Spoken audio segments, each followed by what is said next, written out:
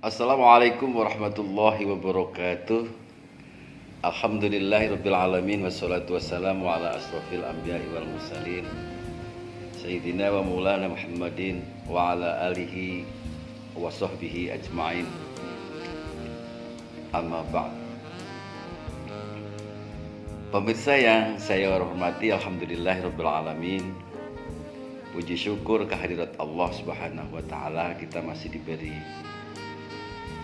kenikmatan iman, kenikmatan sehat, sehingga alhamdulillah sekali Alphard Project dapat kembali hadir menjumpai pemirsa semua. Harapan kami mudah-mudahan pemirsa senantiasa dilancarkan, dimudahkan dan diberi kesuksesan, dan apa yang dicita-citakan senantiasa mendapat ridho dari Allah SWT.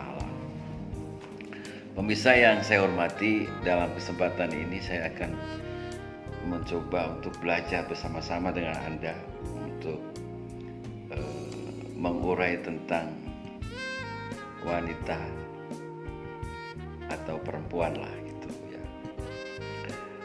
Kita harus menyadari bahwa kita manusia sebagai makhluk ciptaan Allah ini benar-benar sempurna, diciptakan manusia laki-laki, juga diciptakan manusia perempuan atau wanita, dan kedua-duanya menjadi pasangan. Ada pasangan yang sudah ditetapkan oleh Allah seperti malam dan siang gitu. Tetapi juga manusia ini, laki-laki dan perempuan, memang sebagaimana Allah katakan merupakan makhluk yang berpasangan. Pemirsa yang saya hormati, saya akan mencoba untuk menyampaikan firman Allah di dalam surat An-Nisa di awal bawah. Allah Subhanahu wa taala berfirman, Bismillahirrahmanirrahim. Ya ayyuhan nasu taqu rabbakumul ladzi khalaqakum min nafsin wahidah. Hai sekalian manusia, bertakwalah kamu kepada Tuhanmu yang telah menciptakan kamu dari seorang diri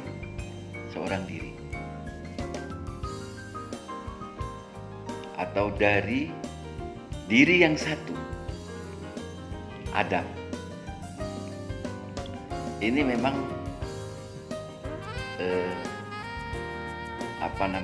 dasar filosofi kita untuk mencoba mengurai tentang wanita dengan segala seluk-beluknya, dengan segala kelebihan dan keistimewaannya. Karena memang berbicara tentang wanita atau perempuan, biasanya yang lebih menonjol itu ada kata-kata cinta. Secara liriah memang Allah sudah mengkonstruksi dan mendesain seorang wanita seperti itu. Mungkin lemah lembut wataknya, ya kan, pengasih dan penyayang begitu. Dari segi lahiriah, struktur luarnya, morfologinya, termasuk dari segi watak dan tabiatnya, termasuk juga nanti tanggung jawabnya gitu, hak dan kewajibannya seorang wanita. Demikian pula dengan seorang laki-laki yang juga memang didesain Allah sedemikian rupa khas tertentu gitu. Jadi ini memang topik sangat penting bagi seorang laki-laki, juga bagi seorang wanita, baik yang masih remaja yang mungkin nanti akan berjodoh dengan wanita yang lain, maupun bapak-bapak yang sudah menjadi suami dan ibu-ibu yang sudah menjadi istri.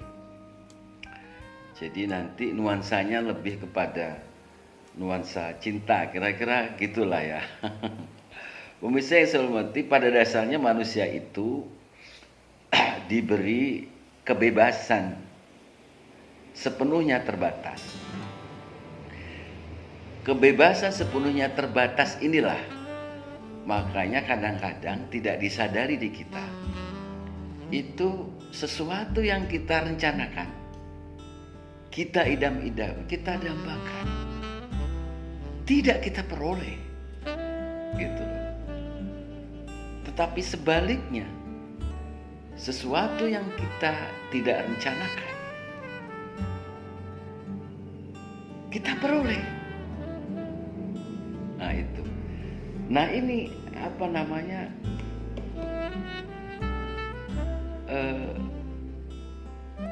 Hakikat dari kebebasan itulah ya, kebebasan yang sepenuhnya terbatas itu yang dimiliki oleh kita selaku manusia itu. Oleh karena itu, dalam hal ini, dalam pandangan banyak orang, itu substansinya di situ itu adalah usaha. Substansinya adalah usaha. Karena boleh jadi sesuatu yang kita peroleh itu memang harus dijalani dengan usaha. Nah, itu. Oleh karena itu, ketika kita hidup, mungkin ada hal-hal yang harus kita ketahui. Bisa jadi kita harus tahu, kemudian harus gerak. Yang ketiga, rasa. Artinya apa? Artinya kita dengan calon istri kita, jodoh kita, atau kita dengan istri kita, itu harus sama-sama tahu. Tidak boleh ada yang disembunyi-sembunyikan, terbuka gitu ya. Oleh karena itu ya, perbanyak untuk mencari kesepemahaman di sini, berdiskusi. Kemudian yang kedua adalah gerak. Gerak ini dalam arti begini, jangan sampai yang satu ke kanan, yang satu ke kiri, tidak seirama gitu. Sama, tidak lebih seperti halnya kita tadi kebebasan yang terbatas. Tidak seperti kalau kebebasan sepenuhnya terbatas. Kalau angin meniup benda-benda yang ringan seperti kapas ini kan dia terbang aja mengalir. Kalau kita kan enggak. Ada batasan-batasan yang harus kita ikuti. Kemudian rasa. Rasa ini juga penting. Karena kita harus menyadari bahwa pada dasarnya wanita itu juga manusia, sama halnya kita laki-laki. Laki-laki manusia, perempuan juga manusia. Oleh karena itu, segala sesuatu kelebihan yang dimiliki laki-laki, kelebihan yang dimiliki perempuan, dan segala keterbatasan, kita saling melengkapi. Nah, disinilah pintu pertama yang mengisyaratkan kepada kita tidak boleh memandang sebelah mata terhadap wanita atau perempuan.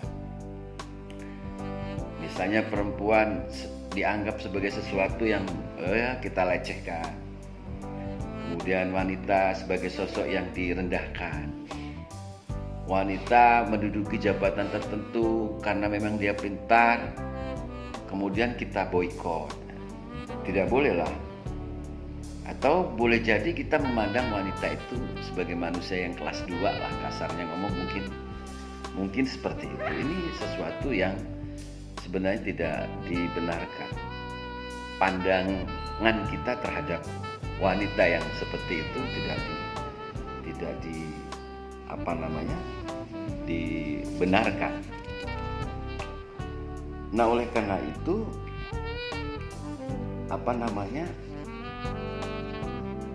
kita diperintahkan untuk melihat sisi wanita atau perempuan itu dari sudut pandang agama, sebagaimana yang sudah saya bacakan firman-Nya tadi. Dilihat dari asal muasal kejadiannya saja, wanita dan laki-laki itu sama, yaitu dari diri yang satu. Siapa itu? Nabi Adam. Oleh karena itu, ini sekaligus menunjukkan bahwa di dalam diri seorang wanita atau perempuan itu punya hak yang sama. Punya hak untuk hidup, termasuk hidup yang layak. Punya hak untuk hidup yang bahagia, ya kan? Kemudian juga punya hak atas apa yang diusahakan oleh seorang wanita. Misalnya dia berdagang atau berusaha. Bahkan ada hak-hak seorang perempuan menurut beberapa ulama itu memiliki hak yang lebih hebat dari apa yang dituntut oleh seorang perempuan atau wanita itu. Boleh seorang wanita itu memperoleh pendidikan yang berkualitas. Boleh seorang wanita itu menduduki kedudukan seorang hakim sekalipun. Boleh seorang wanita itu berhak untuk kawin dan lain sebagainya. Nah, oleh karena itu, ini menjadi bagian-bagian dari kisi-kisi gitulah, yang baik secara lahiriah maupun watak dan kepribadiannya yang kita memahami tentang wanita itu. Tadi sudah saya kemukakan di atas bahwa ketika berbicara tentang perempuan dan wanita itu nuansanya lebih, kecenderungannya lebih bergandengan dengan cinta. Karena ini memang naluri, ya kan, naluri yang dimiliki oleh manusia itu, laki-laki ya nggak perempuan, sama aja itu punya naluri cinta. Perasaan cinta itu naluri yang dimiliki oleh seorang laki-laki, seorang perempuan. Termasuk naluri wanita sangat-sangat menyayangi anaknya. Nah, itu.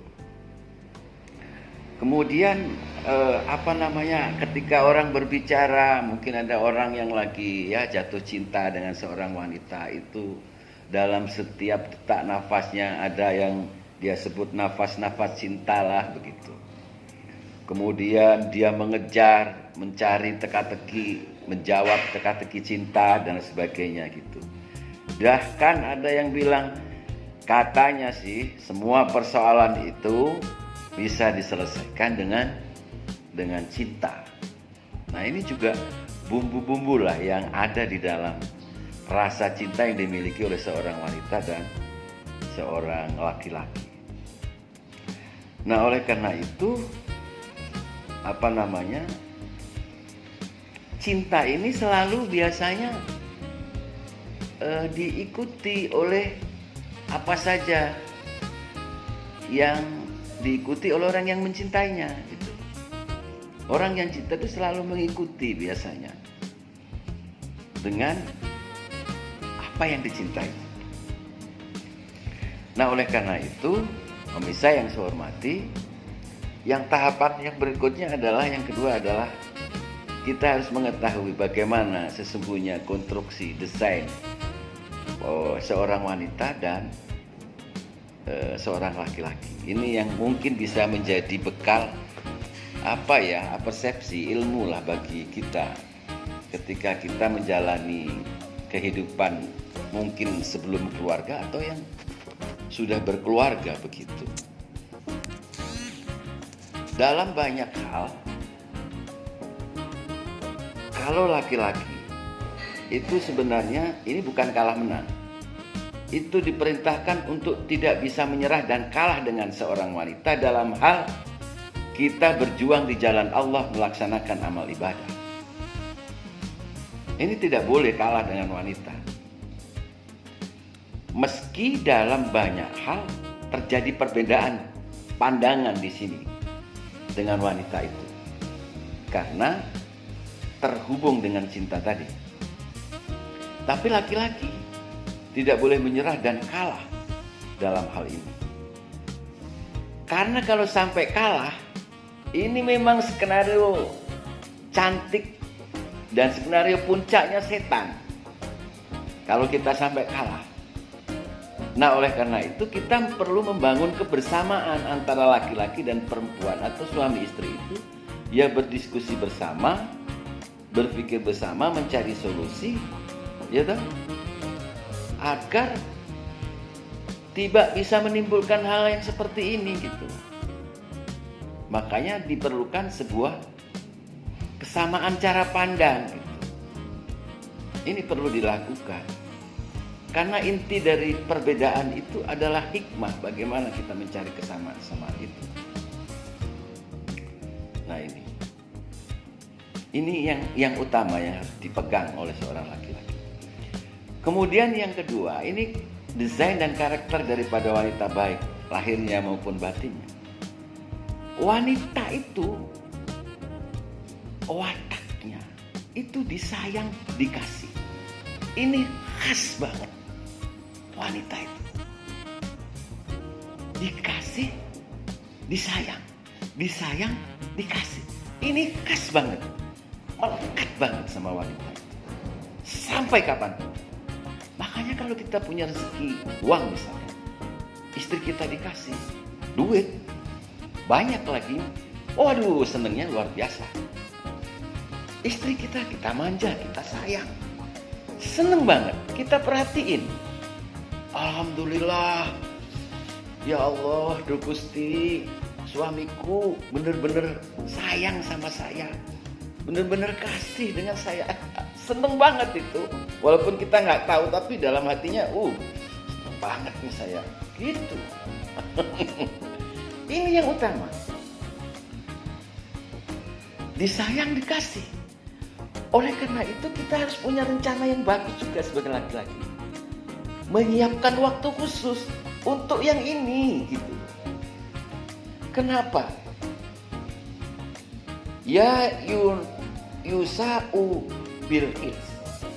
Jadi wataknya itu berbeda dengan laki-laki. Ar-rijalu qawwamuna.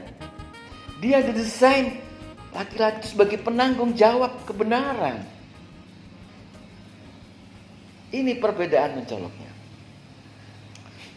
Nah, oleh karena itu desain yang ini yang dimana kita harus pahami itu. Kuncinya di situ. Meski saya sekalipun mungkin dalam beberapa hal belum bisa melaksanakan seperti itu, tapi kenyataannya seperti itu. Yang akan kita hadapi itu seperti itu. Disayang, dikasih.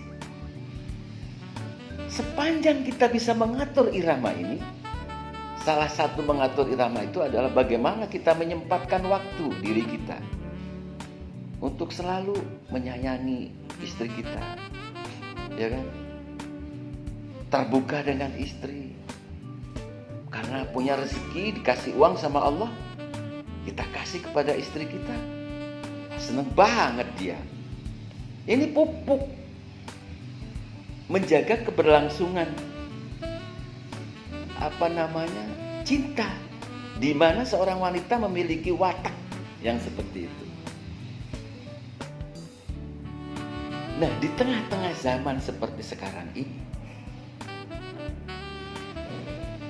karakter wanita yang sebenarnya disayang, dikasih itu dalam proses penerapannya kan tidak mudah, karena kita disibukkan dengan segala sesuatu aktivitas yang luar biasa, siang malam jungkar balik mencari ekonomi, nafkah dan sebagainya, sehingga karakter wanita disayang, dikasih itu ternyata terlupakan seiring waktu kesibukan kita. Nah, oleh karena itu ini harus kita pikir matang-matang supaya apa yang menjadi tuntunan ini bisa menjadi pedoman buat kita. Nah, oleh karena itu berbeda hanya dengan ketika kita akan melaksanakan berjuang di jalan Allah dan melaksanakan amal ibadah. Dalam hal tentu banyak saja menimbulkan kekhawatiran-kekhawatiran pada diri wanita. Oleh karena ini memang cita-cita setan. Nah, oleh karena itu dia harus kita kendalikan, kita diskusikan, kita bicarakan bersama-sama.